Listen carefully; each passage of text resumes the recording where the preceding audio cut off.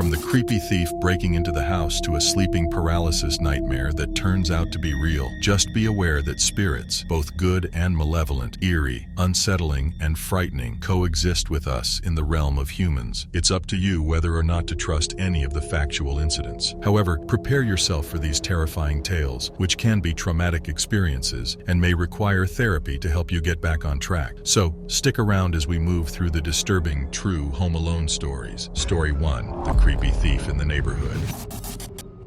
I was 15 years old when this happened to me. Being the only child, I was in high school and stayed at home with my parents. On one particular Friday, my folks went out with some friends, and I had nothing planned. Before they all left, they brought me some lunch and informed me that they would not be returning until later. I have spent a good deal of time at home before and didn't find it uncomfortable at all. Even though that didn't happen every week at that age, I was accustomed to it. So after my parents left, I just had dinner and completed my weekend assignments. I walked up to my bedroom and began playing video games after that. I had probably been playing for an hour or two when I heard glass breaking downstairs. I initially assumed that perhaps a plate or other object had fallen out of the cabinet. It didn't sound like it though, and I believe I was sort of living in denial that someone might have broken in. My community has always seemed so safe to me, and nothing ever seems to happen there. But after hearing footsteps inside, I recognized that there was a possibility someone was inside the house after a few seconds. Since I was in my bedroom on the second story and whoever was inside was in the kitchen, I could hardly hear them, but I could hear enough. I hurried to shut my door after that and picked up my phone. Immediately, I called 911 and informed them that someone had broken into my house. Afterwards, I gave her the address, and I was informed that the cops would arrive soon. She did, however, promise to stay on the phone with me until they arrived, so I started chatting as quietly as I could while hiding in my bedroom's rear corner, under my desk, and with a blanket over my head. I was asked if I knew the location of the intruder within the house by the woman who answered the phone. I kept trying to hear the footsteps, but I was unable to do so. To be honest, I had no idea where this person was.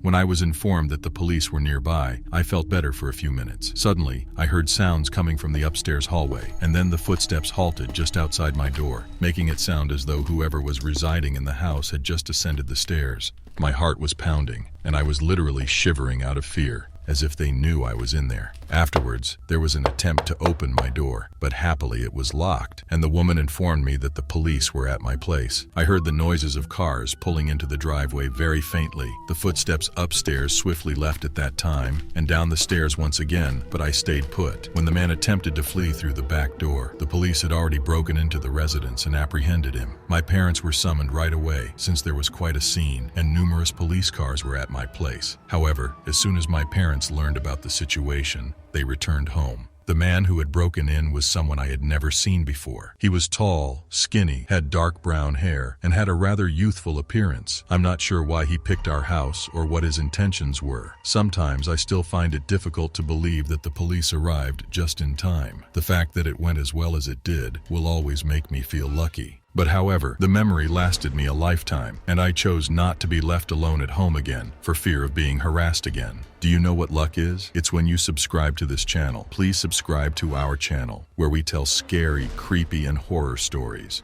Don't forget to click on the like button, share, and comment. Let us know if you enjoy these stories and what stories you want next. Story 2. Sleep paralysis turns reality. Before I start the story, let me give you a little history about myself. I had an extremely typical life when I was 19. I had just recently graduated from high school. I've always enjoyed horror content, whether it be in the form of jump scares, video games, or movies. I loved the fact that I never seemed to be afraid of anything, because it gave me the confidence to go out and do things that made me seem tougher to girls who were either interested in me or attracted to me at the moment. I viewed it almost as a superpower, because my friend had often talked about this horror that occurs in real life due to REM sleep, called sleep paralysis. But I had never encountered anything like that. My friend Megan, on the other hand, experienced severe lucid dreams. She repeatedly described to me how specific like stimulants or external factors could influence her dreams, shaping them into either a fun and wonder-filled heavenly experience or a terrifying nightmare straight out of hell. Since I didn't sleep well, I didn't think there was any chance of it happening, so I kind of ignored it. Megan emailed me one evening saying she had just had another evil experience because of her sleep disorder and asked if I could come over. When I got there, I discovered that she was sleeping once more. Apparently quiet, I settled down on her cosmetic stool or near the window and began using my phone to play a game. After about 30 minutes, I realized she was sound asleep and that it would probably be all right for me to leave as long as I informed her that I had dropped by per her request. However, Megan woke up and began to scream. Still, this was a scream unlike any I had ever heard before, especially coming from her. It was, I don't know how else to put it, almost muttered. I rushed to her side as her eyes sprung up to inquire if she was dreaming of something horrible. I tried to calm her down by holding on to her as she began to tremble, but the tremors got worse. She did not answer when I inquired about what was going on.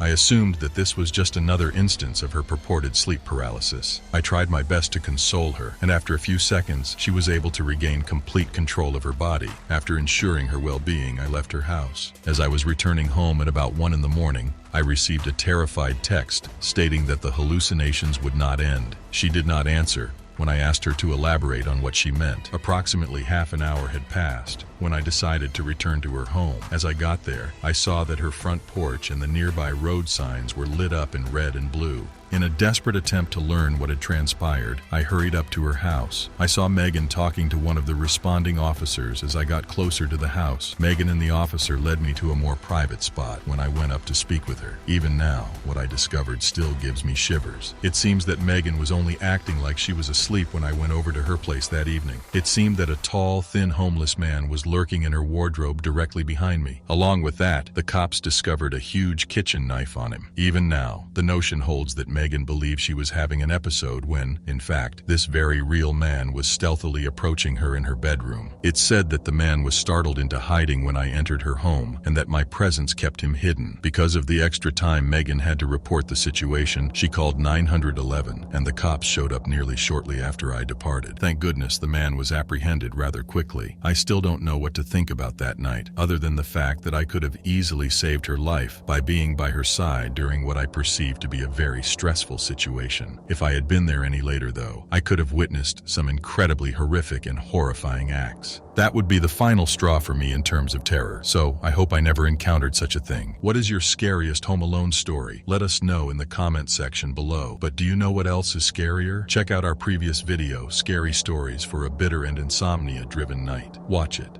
and let us know how well you slept that night. Leave a comment on what next story catches your fantasy.